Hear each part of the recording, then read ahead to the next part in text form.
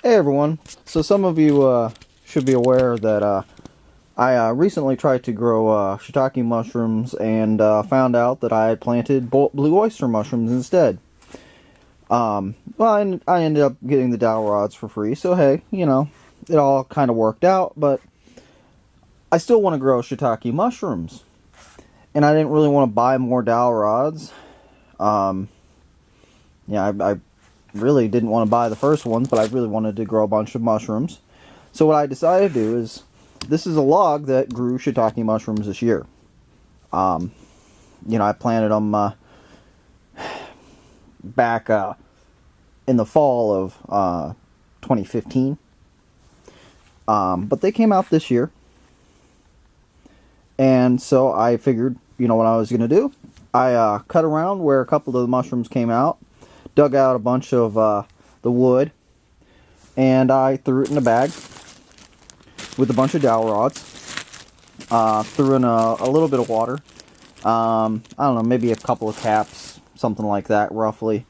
I just turned on the faucet real fast and turned it back off, and I put that in there. The interesting thing about this, personally, is I know this is where mushrooms came out. I mean, you can't tell now, but I mean, the dimple was there. It was obviously a place where the mushroom came out. But there's no white mycelia that I'm seeing.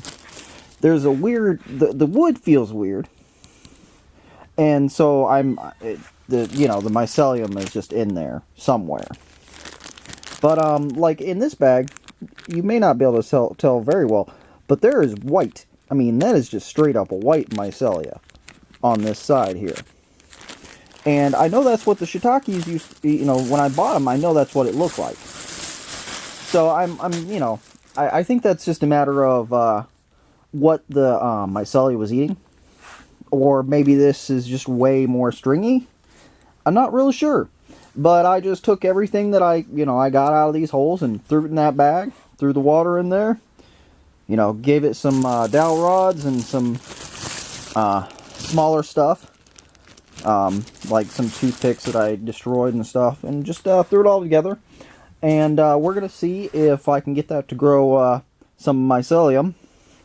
And then, after it's grown mycelium long enough, maybe in a couple months, I'll be able to put it into logs and start that whole process for some, a lot more shiitakes than this small log will give me.